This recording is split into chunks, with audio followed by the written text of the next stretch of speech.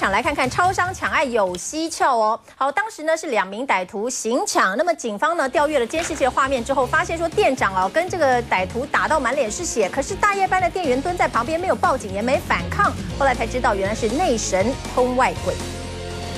超商店长在办公室里结账，突然闯进2名戴安全帽、戴口罩的歹徒，手持玩具枪行抢，店长和歹徒扭打，还赶紧求救。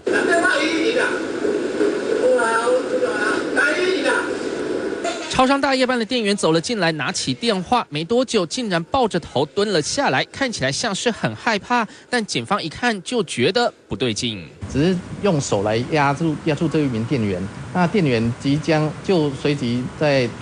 蹲在这个地上，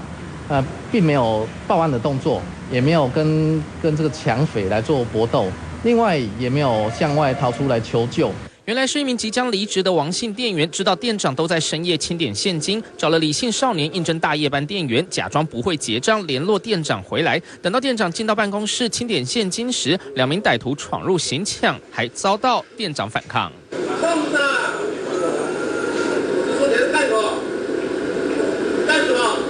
歹徒把店长打得满脸是血，得手32万元后逃逸，店长只能自己报案。4名歹徒约在汽车旅馆分赃，下手行抢的歹徒还黑吃黑，先 A 了10万元。不过不管嫌犯分了多少钱，最后还是全被逮捕，移送法办。三立新闻邱瑞阳、邱礼宏、吴一哲 SNG 小组台。